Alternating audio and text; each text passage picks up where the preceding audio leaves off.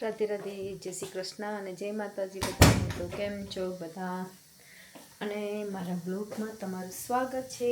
તો આપણે આવી જશે સવારના 4:45 વાગે, એટલે કે 5:15 બાકી છે અને કુકિંગ અહીંયા ચાલુ કરી દીધું છે।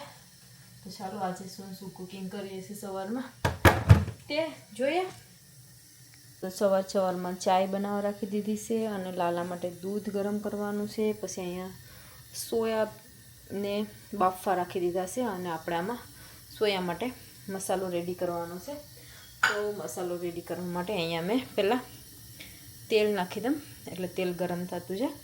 તો આપણે ટમેટાની ગ્રેવીવાળા સોયા બનાવવાના છે। તો અહીં સોયા બફાય છે અને ત્યાં આપણે તો ચાલો ટમાટરની ગ્રેવી બનાવવાની છે। તો આપણે પહેલાં તેના માટે મિક્સ કરી લઈએ સોયાબીન।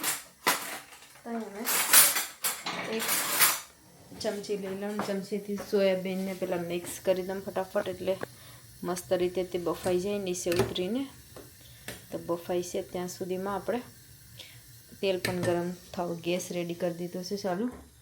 તો ચાલો ટમેટા રેડી કરી નાખીએ કાપીને, પછી આપણે મસાલામાં નાખી દઈશું। તો અહીંયા મેં ઘણા બધા ટમેટા ધોઈને લઈ લીધા છે। તો ચાલો આપણે અહીંયા ટમેટા 5 થી 6 ટમેટા લીધા છે, એટલે ગ્રેવી બનાવવાની છે મસ્ત। તો એમાં બહુ નાના ટમેટા છે એટલે વધારે લીધા, અને એક મોટું ટમેટું છે। તો ચાલો બધી ટમેટાને પહેલાં ઝીણા ઝીણા કાપી નાખીએ। ટમેટાની ગ્રેવી સાથે મસાલાવાળા મસ્ત સોયાનું શાક બનાવવાનું છે, એટલા માટે જો એ ટમેટા કાપતા વધી જશે તો મેં પછી સાઈડમાં મૂકી દે, કેમકે ચાલો આવી જ રીતે બધા ટમેટાને કાપી અને ટમાટરનો આપણે મસાલો બનાવવાનો છે કૂક કરવા માટે। ચાલો પહેલાં ફર્સ્ટ ટમેટા રેડી કરી નાખીએ।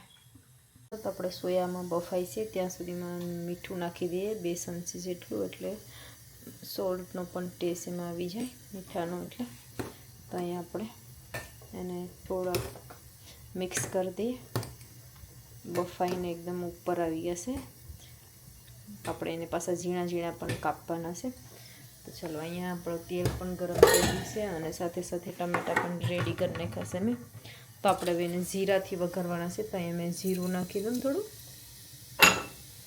ચાલો તો આપણે જીરું નાખી દઈએ, જીરુંને થોડું લાલ થવા દઈએ।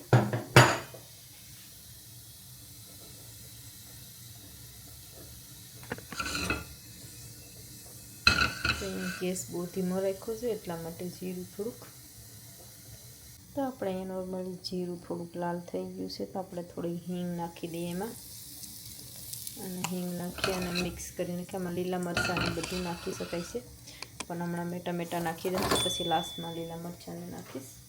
ચાલો હવે ટમેટા નાખી દઈએ।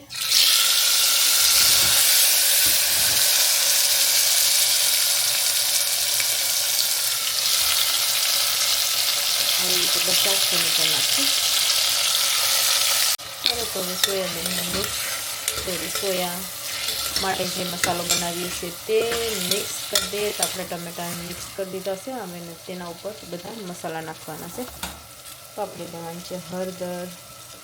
તો અહીંયા ફર્સ્ટ પહેલાં 1 સ્પૂન જેટલી હળદર અને 1.5 સ્પૂન જેટલું ધાણા જીરું પાવડર, અને આપણે મસાલો જરાક લાલ મસાલો 3 ચમચી જેટલો લેવાનો છે। તો 2 ચમચી નખાઈ ગઈ છે અને આપણે આ 3જી ચમચી।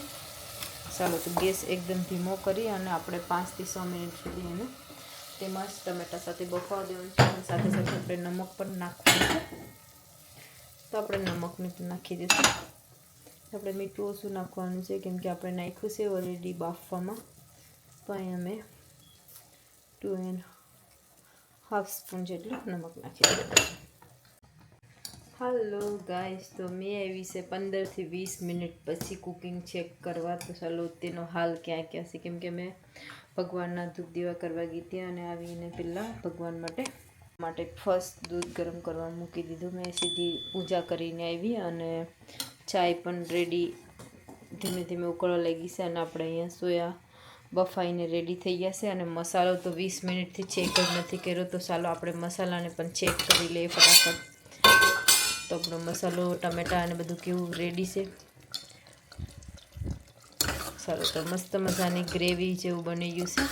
અને મારું કુકિંગ હંમેશા આવું જ હોય છે કે મેં મોર્નિંગમાં કુકિંગ કરતી હોય તો પહેલાં બધું રેડી કરી નાખું અને પછી કુકિંગ ખાવા દેમ, ધીમે ધીમે ધીમા ગેસ રાખી દેમ અને મારું કામ જે બાકીનું હોય તે ફિનિશ કરી આવું. તો ભગવાનની પૂજા કરીને ફાઇનલી આવી ગઈ છે. તો મારે અહીંથી 20 મિનિટ લાગી ગઈ હશે. તો ચાલો હવે આપણે અહીંયા સોયા બફાઈ જશે, તો સોયા બફાઈ જશે તેને લઈ લઈએ. તો અહીંયા સોયા બફાઈ જશે તો મેં એક જારીવાર ઉપર જારી લઈ લીધી છે. તો આપણે એમાં નાખીએ અને પાણી બધું બહાર કાઢી નાખીએ. ચાલો, તો આપણે સોયાબીનમાંથી સોયાબીન સાવળી જાય છે તો સોયામાંથી પાણી કાઢી નાખ્યું છે. અને તે અહીંયા જારીવાળામાં આપણે સોયાની જારીવાળામાં થોડુંક પાણી નીકળી જાય તેટલા માટે રાખ્યા છે. અને આપણે એને ઝીણા ઝીણા કાપવાના છે.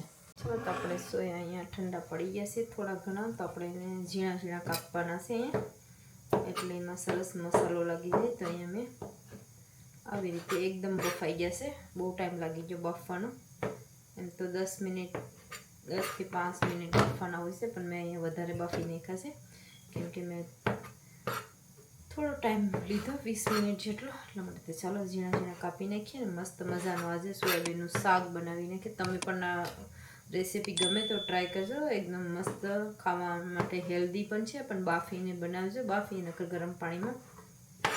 તો આપણે બધા સોયાબીનને થોડા થોડા કરી, એકદમ ગરમ છે તો પણ મેં અહીંયા થોડા થોડા લઈને કાપતી જાઉં છું. અને આ સ્પેશિયલ પ્રફુલના કામ પર ટિફિન લઈ જવા માટે ટિફિન બોક્સ કરવાનું છે આજે, તો એના માટે સ્પેશિયલ મેં બનાવ્યું છે નાસ્તો. કે શું કહેવાય, આપણે રોટલી સાથે ખાવાના. થોડી રોટલી બનાવવાની છે, પણ આપણે પહેલાં સોયાબીનને કૂક કરી નાખીએ.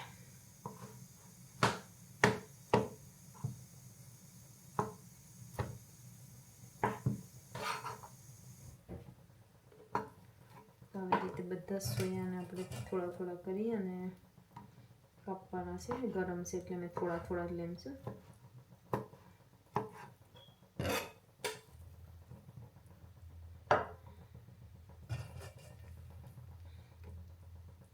અહીં બધા સોયા ઝીણા ઝીણા કપાઈ ગયા છે અને હવે આપણે તેને કુકરમાં નાખવાના છે, કેમ કે કુકરમાં મસાલો આપણે કૂક કરવા મૂક્યો છે. તો ચાલો, ગરમ બહુ હતા થોડા નીચે પર નાખી દીધા. ચાલો, તો હવે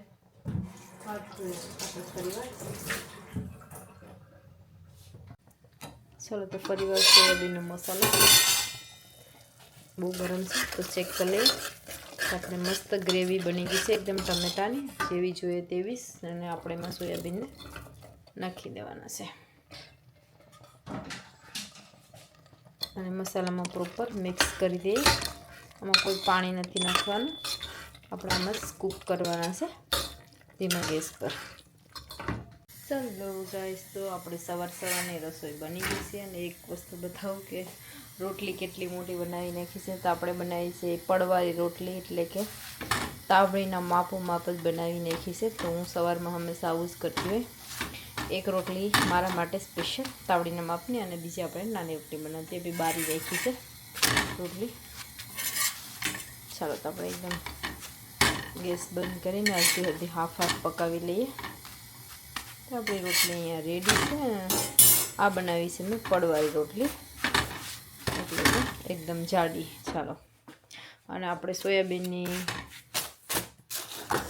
સોયાબીન તો આપણું કુકિંગ સોયાબીનનું તો સવારમાં તો મસ્ત મજાનું રેડી થઈ ગયું છે. એકદમ ગ્રેવીવાળું શાક બન્યું છે.